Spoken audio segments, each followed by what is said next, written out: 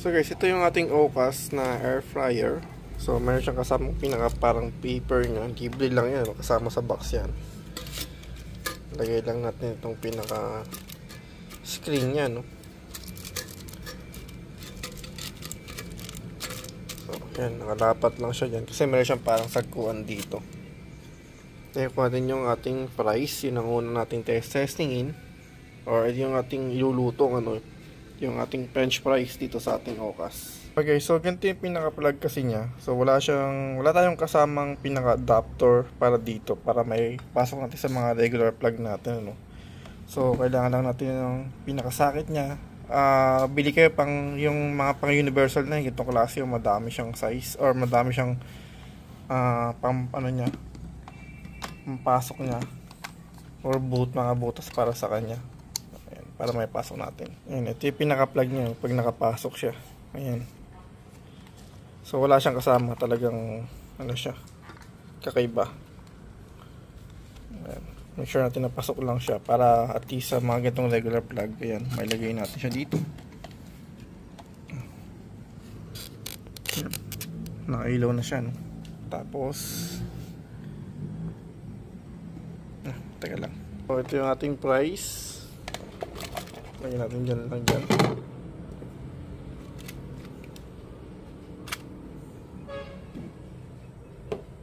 So yung price ay nakalagay naman dito. Yun. So pag nalagay pa natin siya doon, ayan, nag-automatic siya, na-detect niya yung pinakalagayan. So try natin po price. Ay, start pala. Tapos ang ganda, may mga ilaw siya,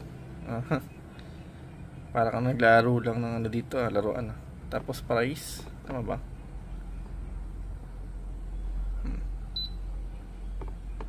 Ayaw. Ayan, so yung french fries 13 minutes.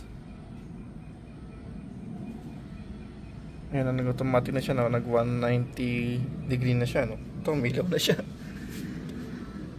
Ayan.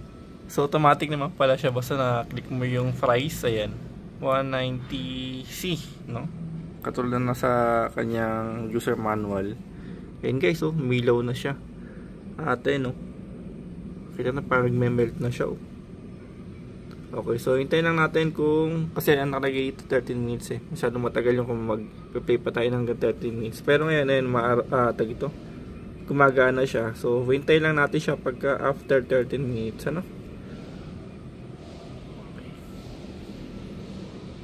Meron na po siyang almost 1 minute lang ang remaining, after 13 minutes. Ito na nga po siya. Nakita ko na medyo nagiging namumula-mula na yung ibang parts ng fries natin, Tapos ito medyo mainit yung part na to, Hindi naman sobra pero normal kasi nga gumagamit tayo. Pero yun nga po guys, itong part na to mainit siya, Tapos dito rin. So talagang be careful lang talaga, Ayan. So meron siyang beeping sound na katibayan na tatapos na siya, or meron pa siyang 66 something. Pero siguro lang siya, airflow lang naman siya. Pero yun nga po, bali pag gumagana siya, meron siyang namumula-mula yung ibabaw nun, sa ibabaw nun yung pinaka screen, kasi binubuga niya yung mainit na hangin, kaya nga siya parang air fryer. So meron pa siyang dito, 66 nakalagay sa kanya, or BB, at yun, meron pa siyang hangin na lumalabas para sa kanya. Hindi ko lang sure kung ilang minuto or ilang seconds to bago siya buhat kanina, kung kusa siyang hihinto ng pagtigil ng hangin niya, kasi ramdam mo pa rin yung pag-ikot ng kanyang pan, ramdam mo pa rin siya dito. So yun nga guys, itong part ito, umiinit siya. Yan. Oops. Ayan. Ito naman okay naman, walang problema.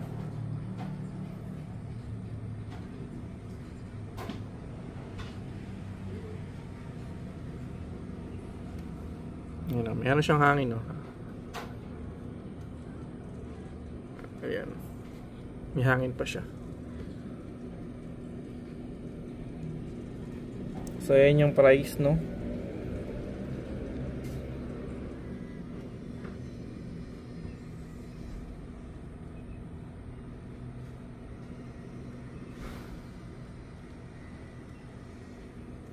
So guys, base dun sa nakalagay dito sa user manual, so nag-BB na siya, ibig sabihin pala nun is tapos na and automatically switch to the solution function. The default time is 2 hours, ano. So ibig sabihin pala tapos na nga siya, yung ibig sabihin ng BB. So pwede natin siyang i-pull out. Pero ayan, pwede siyang pull out siguro. Pero pwede ano siyang i-cancel din. Ayun.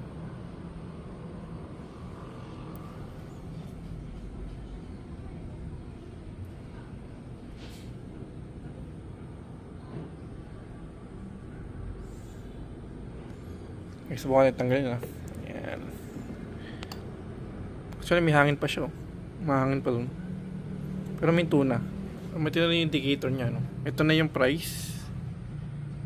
Okay.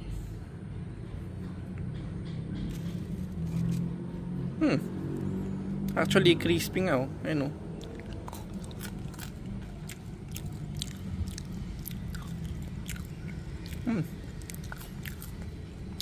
Para ka din umorder sa McDo and Jollibee, no? Andun yung crispy ng price talaga niya, oh. Perfect na rin siya, guys, no? Diba? At the same time, less oily siya. Lahat ng ginamit ng mantika, pero lang ito naman. Okay. So, gumagana naman po yung ating Ocas air fryer. Thank you for watching po.